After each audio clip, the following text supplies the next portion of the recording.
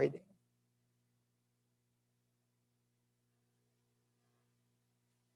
Okay, I thank you for that. Okay, so our next topic is actually so much related to what we have just done in the Kahoot game. Okay, and so in the Kahoot game, you have encountered questions involving methods of expressing um, concentration and also a little bit of conversion of different units and the use of specific gravity in determining um, specific gravity and specific volume in determining the volume and the weight of the substance. Okay? Yeah, so our topic for today and probably next meeting will be dilution and concentration. I am in the process of completing the test your knowledge for this particular lesson module. So it will be up very, very soon. Okay? And you have mga 2 weeks siguro to answer that. No? Ayan, but we'll answer naman some of the problems. Okay? So the objectives of this particular lesson are the following: to apply fundamental calculations to determine the resultant strength of a pharmaceutical product prepared by dilution, concentration, or fortification. Apply knowledge of strengths, specific gravity, to calculate the required quantity of solute in preparing stock solutions, and apply alligation medial and alligation alternate in problem solving involving product strengths and specific gravity of mixtures.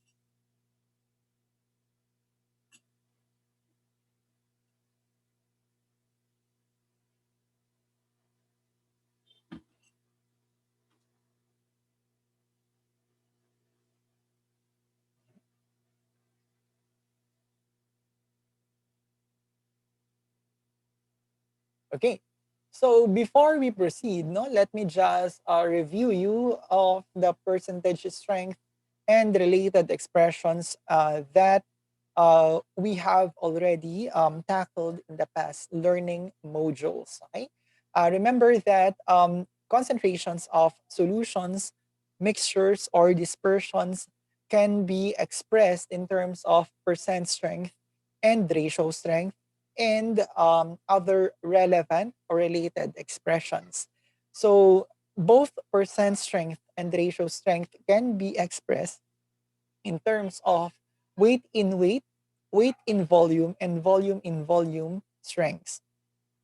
So we only mean to say, okay, na kapag sinabing weight in weight, the amount, we take note of the amount of the solute in a particular weight, excuse me, in a particular weight unit divided by the amount or the quantity of the solution in terms of weight unit. Okay, and weight in weight.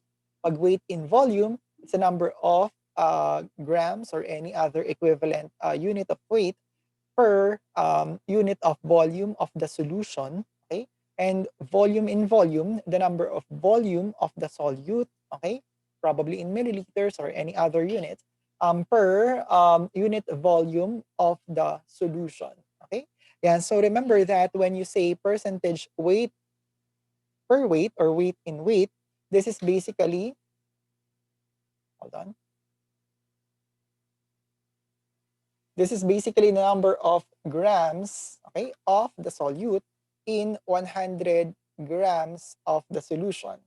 Now, when you say percentage weight in volume, this is the number of grams of the solute per 100 milliliters of the solution. And when you say percentage volume in volume, this is the number of milliliters of the solute per 100 milliliters of the solution. Okay.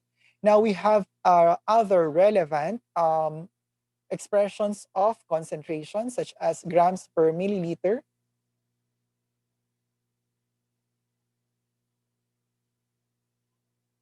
And so, yung specific gravity is different, okay? So remember, magkaiba yon, no? Ayan, so no, ano natin, isulat natin. Specific gravity is different because specific gravity is the weight of the substance in grams, okay?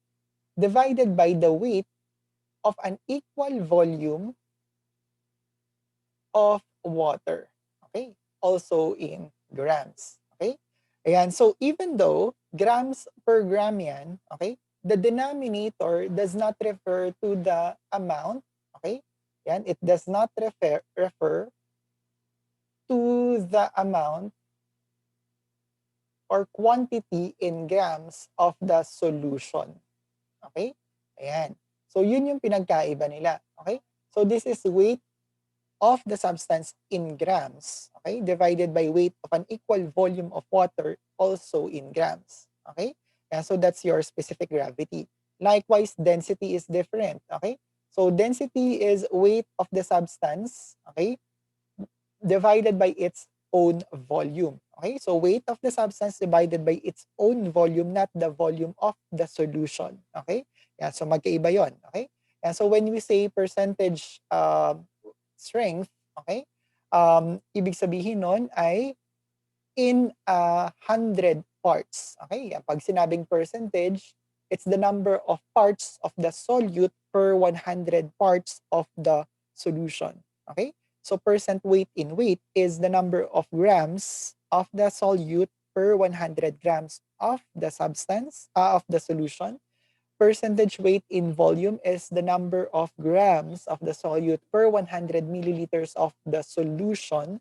Percentage volume in volume is the number of milliliters of the solute per 100 milliliters of the solution. Okay, so the denominators here are all solution. Okay, ayan. So yung ibabaw, yung numerator ay laging solute, yung denominator ay laging solution. Ayan. So we have other expressions of concentration.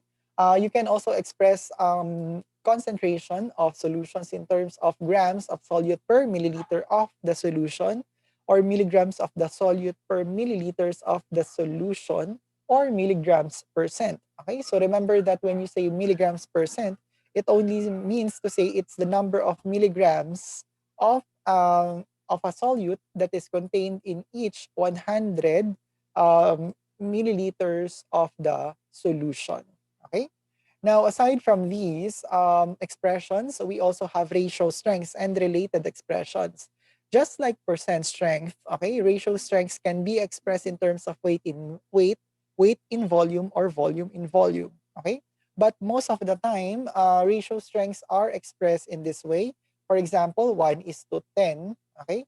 Meaning to say, the first number is the number of parts of the solute, and the second number is the number of parts of the solution. Okay? Now, let's say that the ratio strength is weight in weight. Okay? Yan, so it means that there is 1 gram of the solute in each in each 10, sorry, grams, weight in weight pala. So 1 gram of the solute in each 10 grams of the solution. Okay? Yan. So yan yung ibig sabihin ng 1 is to 10. Okay? So we can convert ratio strength to percentage strength. Okay? So percent strength of this particular solution, which is also in weight, is equal to the weight of the solute per weight of the solution times 100. Because remember, pag sinabing percentage, dapat siya ay per 100. Okay? So we multiply it by 100 kasi galing yan dito sa ratio and proportion na ito.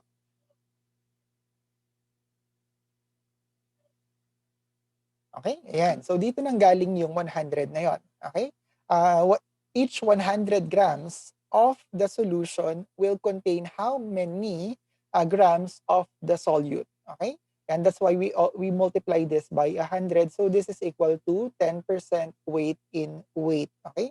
So 1 is to 10, weight in weight, ratio strength is the same as 10% weight in weight. And so of course, you can also have weight in volume or volume in volume. Just remember that the first number stands for the number of parts, okay, of the solute, and the second number stands for the number of parts of the solution. Now, ppm, ppb, and ppt are simply expressions of ratio strength, but the denominators are different. So ppm, or parts per million, is the number of parts of the solute per 1 million of the solution. Parts per billion is the number of parts of the solute per billion of the solution, billion parts of the solution, and so on. Okay? Yan. So, laging ganoon yung ating expressions. Now, most of the time, no, kapag kunwari, we have, let's say, 100 ppm.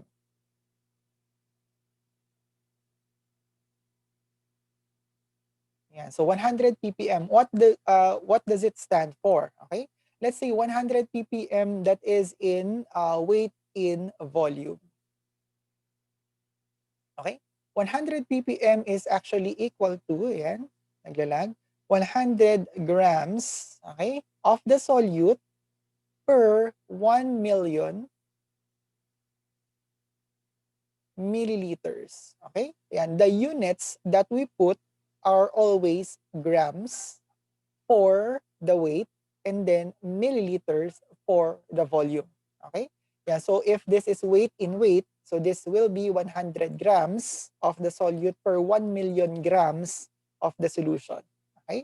Now, if it is volume in volume, then it will be 100 milliliters of the solute per 1 million milliliters of the solution. Okay? Yeah, so always remember those expressions. We also have these expressions of concentration, molality, and normality. So remember that molarity is basically the number of moles of the substance or the solute per liter of the solution. Now, how do we determine the number of moles? Okay, the number of moles is equal to the weight of the substance divided by its molecular weight. If we will perform dimensional analysis, the weight should be in grams and the molecular weight should be in grams per mole. So we will be able to cancel out the grams. So we are left with the unit that is mole. Okay. So moles, the number of moles is equivalent to weight of the substance in grams divided by its molecular weight in grams per mole. Okay. So we can now expand this formula. Molarity, therefore, is equal to weight over molecular weight divided by the volume of the solution in liters. Okay? Now, when we say molality, okay, it's different. Molality is the number of moles of the substance per kilogram of the solvent. Okay? And so take note, this is the only time that the solvent becomes useful. Okay? That the amount of the solvent becomes useful. Okay? Molality is weight over molecular weight of the substance or the solute divided by kilograms of the solvent. Okay, ayan. So dito sila nagkakaiba. Okay? Correct. Molar mass and molecular weight are the same. Okay, ayan. So molar mass or molecular weight are the same. Okay? Ayan. So, ayan. So remember, nasa molality lang, ginagamit yung quantity of the solvent, okay, in the denominator, no? Kilograms of the solvent. Okay, dito lang yan. Now, when we say normality, it is the number of equivalents of the substance per liter of the solution. Okay, it is almost the same as molarity, except that the numerator is number of equivalents. Okay, now what do we mean by this number of equivalents? The number of equivalents, ayan, is equal to the weight of the substance divided by its equivalent weight. Okay? Ayan. The next question is, what is equivalent weight? Okay? Ayan, sino ba yung equivalent weight na yan? Now, equivalent weight is actually molecular weight of the substance divided by the substance factor. Okay? The next question is, what is factor? Okay, ayan, sunod-sunod na tanong, no? Ayan, so number of equivalents is equivalent to weight over equivalent weight. And equivalent weight is molecular weight divided by the factor. And what is factor? Okay, so we will be discussing this even further later on in the learning module for electrolyte solutions. At the moment, remember that the factor is the number of replaceable hydrogen atoms for acids, for example, hydrochloric acid has a factor that is equal to 1. Okay, because there is only one replaceable hydrogen atom. And then for bases, it's the number of replaceable hydroxide ions. So for example, sodium hydroxide only has one hydroxide ion, so the factor is also equal to 1. Okay? And so for salts, we need to take note which is being determined. Okay? Magbabago siya depending on which particle, okay, yung dinedetermine, no? Which ion. Is it the cation? Is the cation the one that is important? Or is it the anion that is important? Okay, yeah. So we'll tackle that more closely later on. Ayan. Now let us summarize the formula for normality. Therefore, combining all these formulas, normality is equal to the number of equivalents per liter of the solution, and number of equivalents is equivalent to weight over equivalent weight per liter of the solution. Okay? Now, equivalent weight is molecular weight over factor. And so, according sa math, okay, when you divide a number by any fraction, you will multiply that number by the inverse of that fraction. And so this will be equal to weight, okay, times factor over molecular weight. Okay? So pwede nating i-distribute ng ganito kasi multiplication yung operation divided by volume. Okay? So basically, normality is equal to weight over molecular weight times factor divided by the volume in liter of the solution. Now take note of this. Okay? Sino yan? If you look at that, that is actually the expression for molarity. Therefore, normality is equal to molarity times factor. Okay? So if we know the molarity of a substance, just multiply the factor, you will get its normality. So for example, 1 molar of hydrochloric acid will be equivalent to 1 normal solution of hydrochloric acid, and so on. Okay? Ayan, so that's how you make use of those expressions of concentration. Ayan, so 15 minutes. Let's try to apply how to calculate or how we make use of those formulas in these examples. Um, you may actually remember this from the video that I already uploaded in your learning module, in your lesson activity module. Yun din yon. Okay? Now remember that in preparing solutions, okay, of course you weigh the amount of the solute that is needed to prepare the solution. Now, what we normally do is we first dissolve the solute in a small amount of the solvent, okay? Not the exact amount, okay, that you need to prepare the solution, but only a small amount, perhaps 50%, okay? And of the required amount of the solvent. You dissolve it first, no? And before you transfer it to a volumetric flask, okay? Now let me explain to you why. Imagine putting this amount of cobaltous chloride into this volumetric flask. Okay, because of the narrow mouth of the volumetric flask, it's actually difficult to transfer this amount of the solute. Okay, so what we will normally do is to dissolve this first in a beaker. Okay, using a small amount of the solvent. Now, we need to prepare 500 milliliters of the solution. So that means to say that it will take approximately 500 milliliters of the solvent as well to make this solution. But take note, it is not equal, okay? The amount of the solvent is not the same as the amount of the solution because even the solute particles occupy space, they have a volume. Okay? Ayan, so we make use only of a small fraction of this volume. So let's say 250 milliliters. Okay? So you will need to dissolve the crystals first in about 250 milliliters of the solvent. After you dissolve it in a beaker, okay, using 250 milliliters of the solvent, that's the time that you put it in a volumetric flask. Okay, ito na yon. And then, you will add sufficient amount of the solvent up to the mark. Okay? Ayan. So remember that the volumetric flask is a glassware that can accurately determine the volume of the solutions placed on it. Okay? Ayan. So ganito yung pamamaraan ng pag-prepare ng solutions. Okay? We do not put, okay, 500 milliliters of the solvent to the amount of the crystals in the volumetric flask. No. Kasi pag ginawa niyo yun, magkakaroon ka ng excess of the volume. Okay, and remember that even your solute crystals occupy space. Okay, ayan. So enough of that.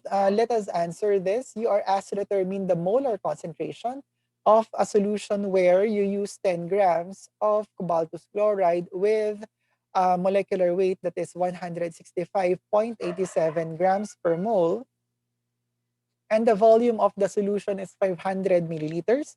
Remember that molarity is always stated as moles per liter. So you need to convert 500 milliliters to liters. Okay?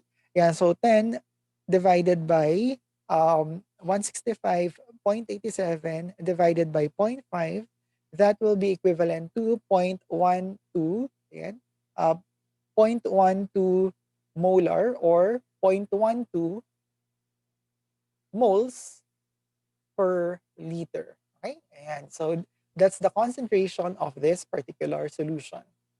Next is, we have here ammonium chromate. Yan. So look at this diagram. Okay? Notice that, again, mali itong pamamaraan na ito. No? In our laboratory, we first dissolved the quantity of the solute in a sufficient quantity that is less than the needed amount of the solvent, okay, in a beaker. Okay, and then you transfer the solution, okay, to the volumetric flask, and that's the time that you will dilute the solution to volume or to the mark. Okay, now explain ko lang kung ano yung diagram na ito. In this diagram, pinapakita lang niya that when you measure 250 milliliters of the solvent, you will most likely not use the entire 250 milliliters as measured in your graduated cylinder. Okay? Yeah, mayroong remainder. Ayan, so in this case, mayroon siyang 45 milliliters because of two reasons. Okay? One possible reason is because of the volume that is occupied by the solute particles. Pero masyado malaki ang 45 milliliters for that volume. Okay? So what's the other reason? The other reason is the difference in the calibration between the two glassware. Okay, the volumetric flask is calibrated differently compared to your graduated cylinder. But between the two, okay, the more accurate, okay, glassware for volume containment, okay, is the volumetric flask. Okay, so once you add a sufficient quantity of the solvent to the mark, okay, that is already enough. Okay? Ibig sabihin, the solution is already diluted to 250 milliliters. Okay? Hindi diluted with 250 milliliters. Magkaiba yun. Pag sinabi natin dilute the solute with 250 milliliters of water, ibig sabihin, you add 250 milliliters to the quantity of the solute.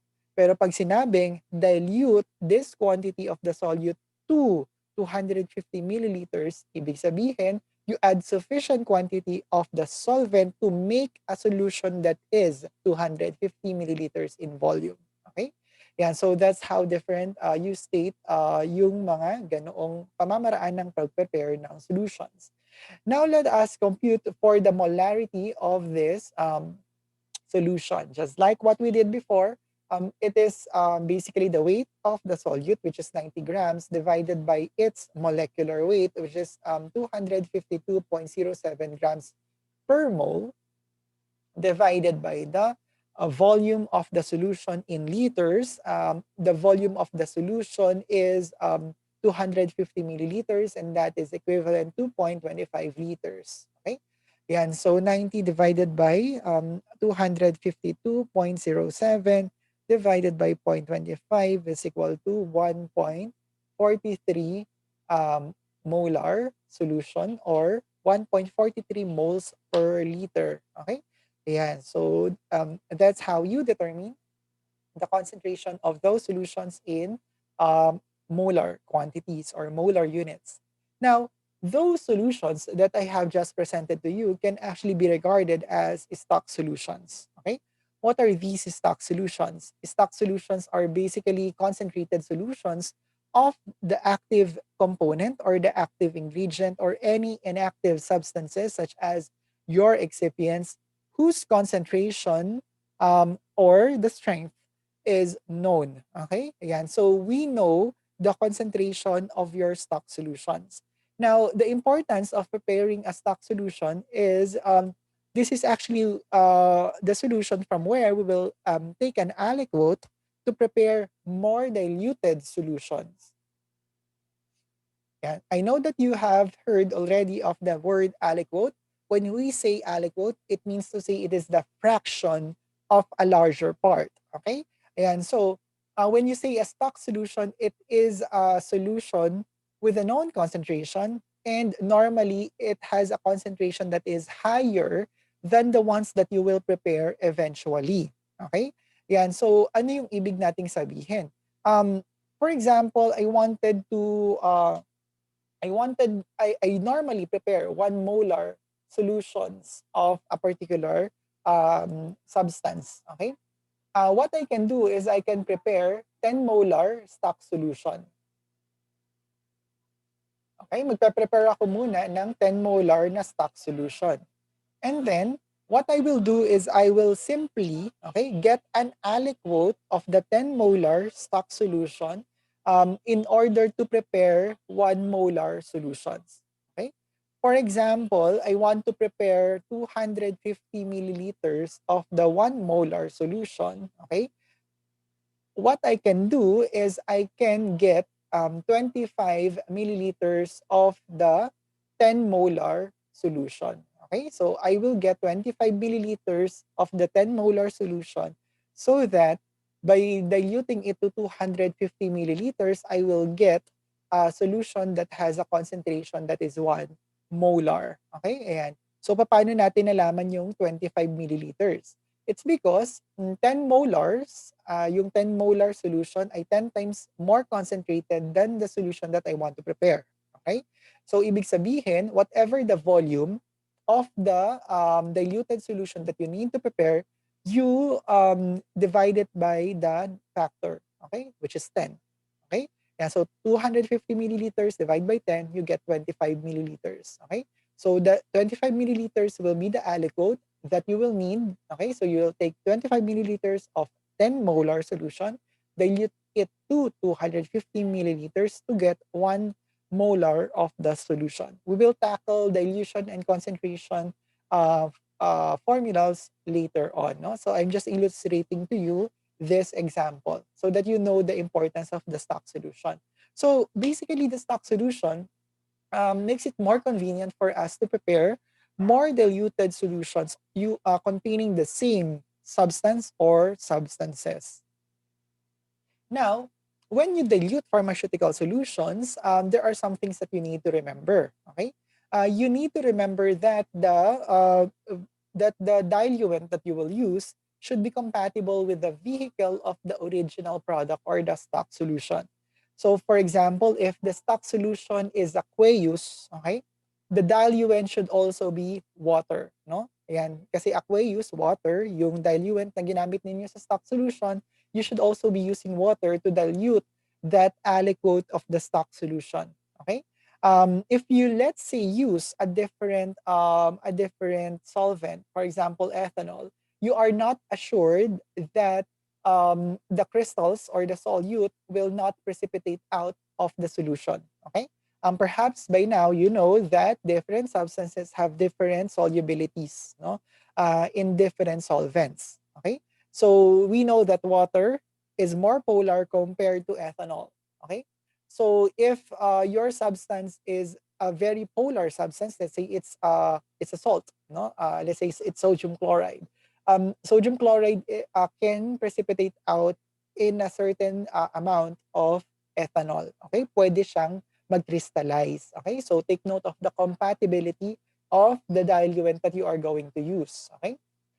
Now, balik na rin naman natin. Let's say that your solvent is ethanol to begin with. Okay? Um, you should use also ethanol as a diluent, okay, for diluting your solution, not water, because otherwise your solute may precipitate out. Okay. Now there are two ways by which we can dilute pharmaceutical preparations.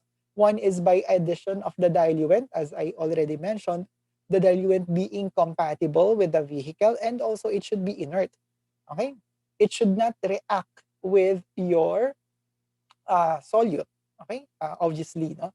The second is by admixture or by mixing or incorporating with a similar preparation, okay, of lesser strength. Anong ibig nating sabihin doon? So for example, I have a 30% weight in weight mixture of an ointment, okay? I can decrease the strength of this particular mixture by adding an amount of, let's say, 10% weight in weight mixture. Okay, yan, papababain ko siya. So let's say meron akong same amount of these, okay? Nakukuha ko yung percent strength that is intermediate to them. Okay, yeah. So that's another way of doing dilution of pharmaceutical solutions by admixture or simply by mixing or incorporating with a similar preparation with a lesser strength. Okay, yeah. So 2 minutes. Now, conversely, you can, of course, concentrate your pharmaceuticals preparation, meaning to say you can improve or increase its concentration. Okay, you can strengthen the amount of the active ingredient or the inactive component in the pharmaceutical preparation. How do we do that? One is by addition of active ingredient or the desired ingredient. Yeah, so this one, the example of this one is the one that we have in the previous problems, no? Where you added capsules of clarithromycin, no? Of a drug, okay, to increase the amount or the strength of the solution. Okay, so by addition of the active ingredient or any desired ingredient, you can strengthen or improve the concentration of the pharmaceutical preparation. Of course, you can also perform admixture of an existing formulation, this time with a higher strength, okay, of the active ingredient or the desired ingredient. Okay? So balik rin lang natin yung example kanina. Let's say you have 10% weight in weight ointment. You can increase the strength of this by adding, let's say, 30% weight in weight of another similar preparation. Okay, yeah. So the strength will be intermediate of these two strengths. The third one is by evaporation of the liquid vehicle. Now, this is very rarely performed because it entails or it requires that the solute is stable in heat.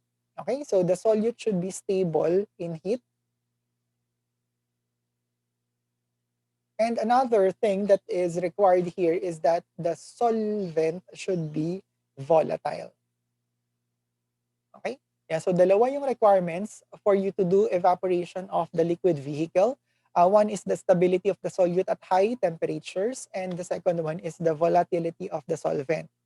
For example, if you would like to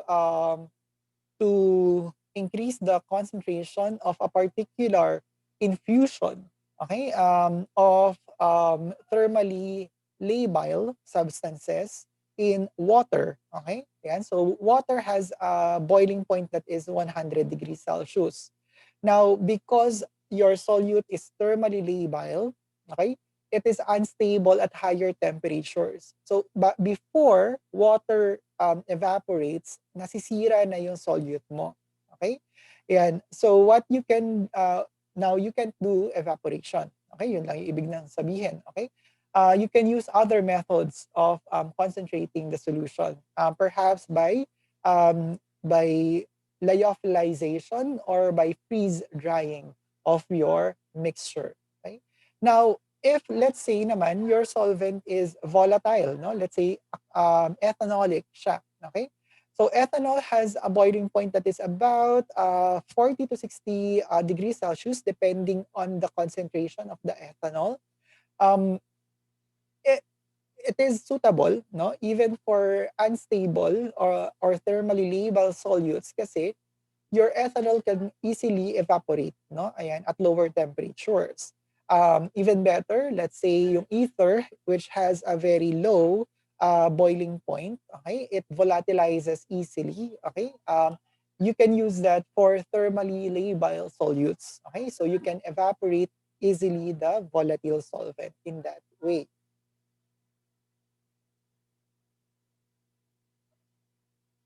Okay, so I will just be presenting this to you before we end our session today. What is the relationship between the strength and the total quantity? No, I think you have already seen this from before. No, remember that if the amount of the active ingredient remains constant, then any change in the quantity of the solution or mixture of solids is inversely proportional to the percentage or the ratio strength. Okay? Anong ibig sabihin natin? Let's say we have a certain stock solution. This is our stock solution. Okay? Our stock solution contains 1, 2, 3, 4, 5, 6, no? 6 particles of the solute. Okay? Now, the stock solution has a concentration C. Okay? Yan, tawagin natin siyang C. And then it has a volume. Let's just call this Q. Okay? Para mas generic, no? Q stands for quantity. The quantity can be volume, it can be weight. Okay? Yan. So Q. And so the stock solution has a concentration that is C or C1, and it also has a quantity that is Q or Q1. Okay? Now, to determine the amount of the particles present in the solution, we simply multiply them together. Okay?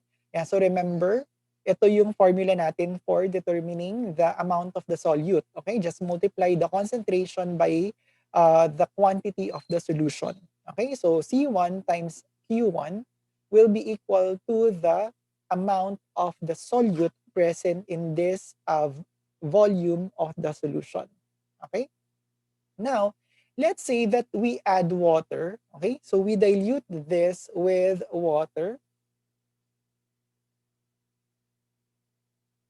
And we dilute this with water. Okay? Dadagdagan natin siya ng water. Now, its final volume becomes Q2. Okay?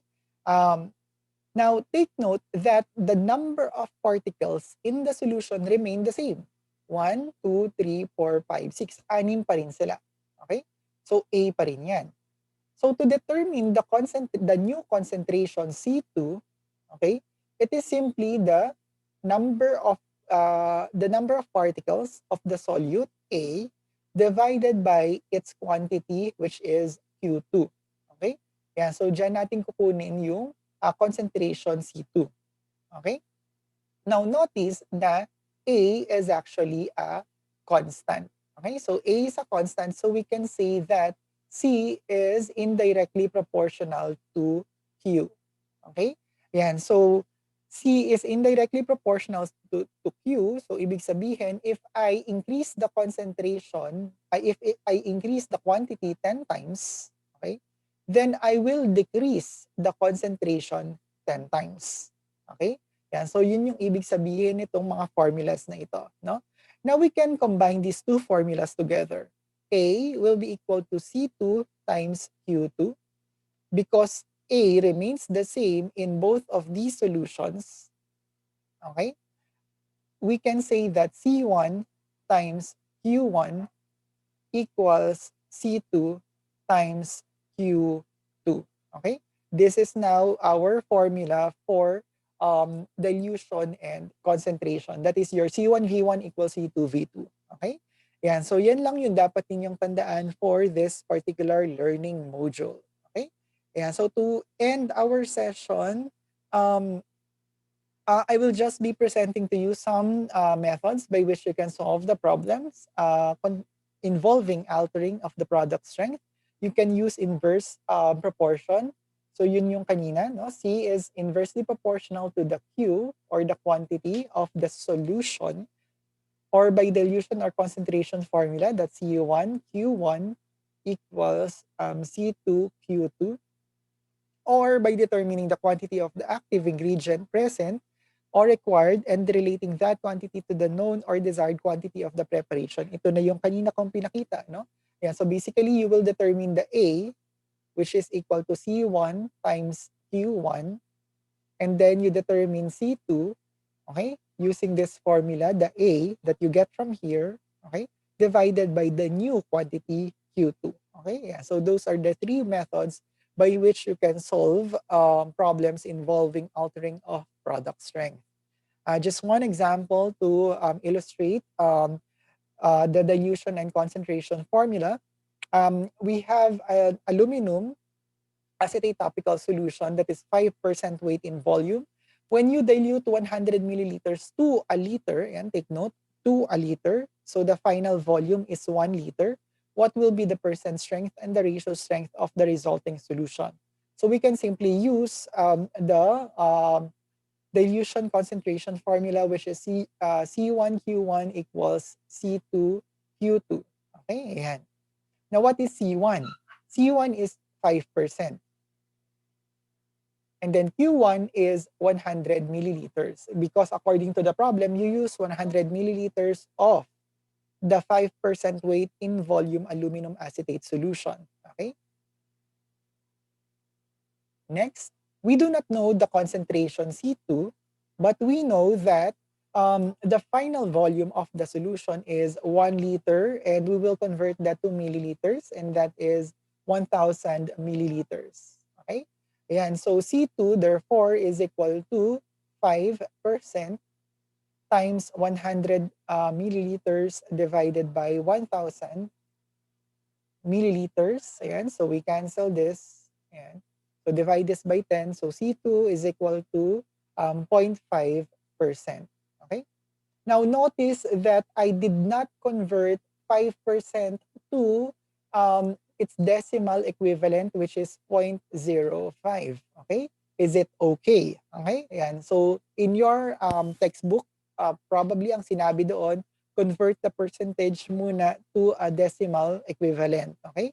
So 5% is equivalent to 0.05. Now, you can do that. Okay? So there's no problem to it. And so pwede naman 0.05 times 100 divided by 1,000. Okay? This will be equal to, and this will be equal to, divide this by 10, so 0.005. Okay? But this is in grams per ml. Okay? And so this is not yet the percentage. So what you need to do is you will need to multiply this by 100 to get the percentage, which is 0.5%. Okay? Now what I normally do is I simply use dimensional analysis. Okay? If I retain the unit percent, okay, then my answer will also be in percent. Okay? Because the unit milliliters will cancel out. What remains is the unit that is percent. Okay? Again, do not use the unit percent in your calculation. Okay? Do not press that percentage symbol in your calculator when you use this solution. Okay? When you use this solution, do not press that percentage button in your calculator. This is simply a unit. It does not affect any calculation. Okay? Yeah, so I am just simply showing you here that by canceling out the milliliters, you will be left with percentage. Okay? Now, how do we convert this to ratio strength? Okay? Now, remember that the percentage, 0.5%, is equivalent to 0.5 gram of the solute per 100 ayan, milliliters of the solution. Okay? Yeah, so what you can do is you will just perform ratio and proportion. Yeah, so 0.5 gram divided by 100 ml equals 1. Okay? Kasi normally, ratio strengths are stated as 1 is to the number of parts of the solution. Okay? 1 is to x. Okay? So move this here, move that there. Yeah, so 100 divided by zero point 0.5 is equal to 200. Okay? So this will be equal to 1 is to 200. Okay? So I think somebody in the chat um, answered. Hold on. Or asked a question. Okay, ayan, so it's okay. Ayan, so the answer is 1 is to 200. Okay, so again, ulitin ko, no? Ang ginawa natin is, remember that 0.5% is 0.5 gram per 100 ml. So ito yon. Just perform ratio and proportion. So 0.5 gram per 100 ml equals 1 over x. Find x. Okay? Yan, lagi na lang hinahanap si x. Okay?